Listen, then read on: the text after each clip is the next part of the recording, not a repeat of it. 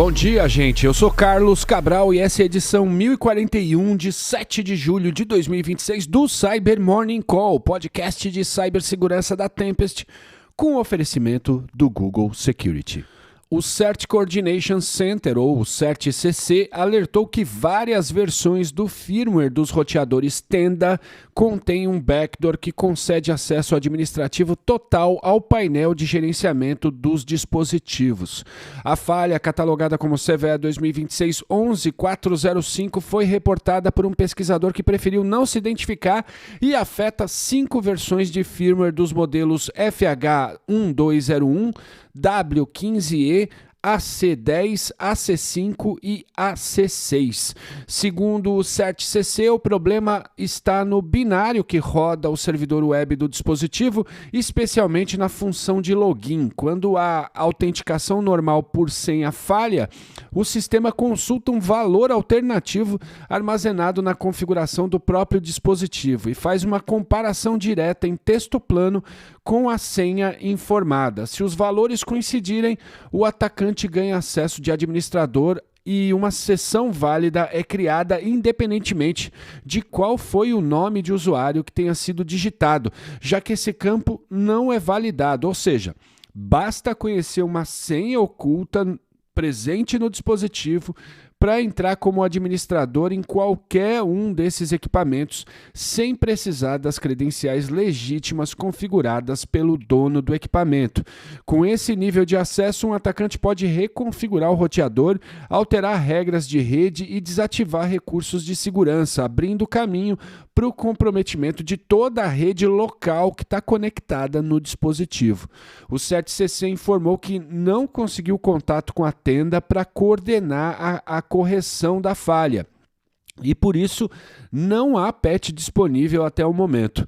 Como mitigação, a recomendação é desativar o gerenciamento remoto do roteador e alterar o endereço IP padrão da rede local, o que reduz a chance de descoberta por scanners automatizados, ainda que não elimine o risco de um ataque direcionado.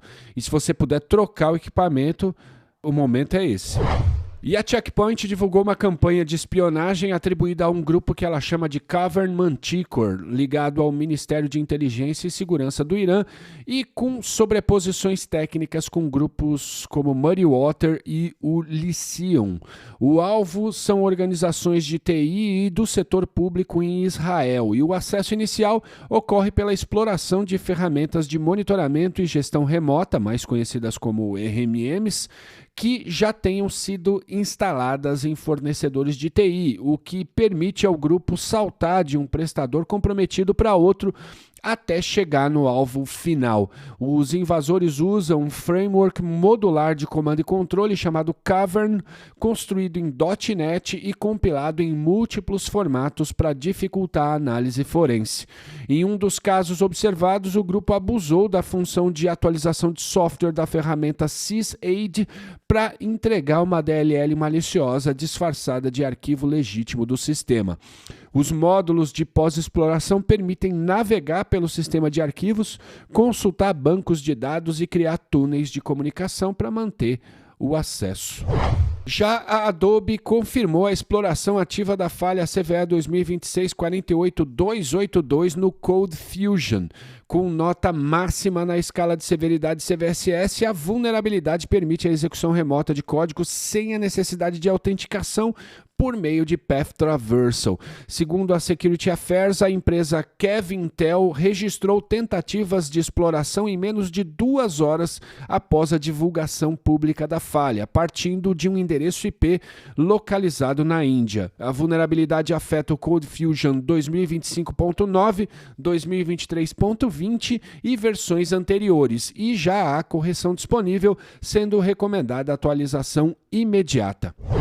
E eu faço questão de manter o editorial desse podcast o mais agnóstico possível, mas é claro que a gente fica orgulhoso quando um estudo nosso ganha a imprensa. Foi o que aconteceu ontem. A TechTudo divulgou uma campanha que nosso time da Tempest identificou, em que o golpe do falso CEO, também conhecido como CEO Fraud, passou a explorar também o Microsoft Teams e não apenas o e-mail para enganar funcionários. Segundo o nosso time técnico, os criminosos fazem o reconhecimento prévio das vítimas em redes sociais e sites institucionais para mapear a estrutura da empresa e identificar funcionários do setor financeiro, tornando a abordagem mais convincente. Ouvida pela reportagem, a Microsoft afirmou que os ataques não decorrem de uma vulnerabilidade no Teams, mas de engenharia social e phishing, o que é a mais pura verdade.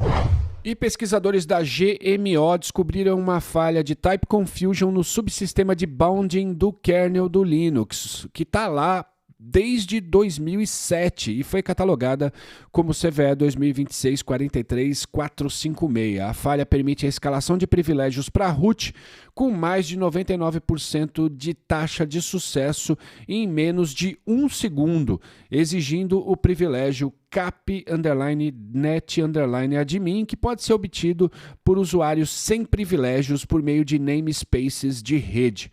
A descoberta rendeu aos pesquisadores mais de $80 mil por meio do programa Kernel CTF do Google, e a correção já foi incorporada a versões recentes do kernel. E ainda sobre o kernel do Linux, para fechar, o pesquisador Yoon-Woo Kim divulgou a falha Januscape, catalogada como CVE 2026-53359, que afeta o Hypervisor KVM em sistemas Intel e AMD e está presente há cerca de 16 anos nesse software. A falha permite que uma máquina virtual guest derrube o servidor host e, segundo o pesquisador, um exploit não publicado por ele consegue transformar isso em execução de código como root no host. A correção já foi incorporada ao kernel em versões lançadas em 4 de julho. E é isso. Fim do Cyber Morning Call de hoje. Obrigado por ouvirem esse podcast e tenham um bom dia. Tchau. Você ouviu o Cyber Morning Call, o podcast de cibersegurança da Tempest. Nos siga em seu tocador de podcast para ter acesso a um novo episódio a cada dia. E para saber mais sobre a Tempest, nos siga no Instagram, Twitter e LinkedIn ou acesse www.tempest.com.br.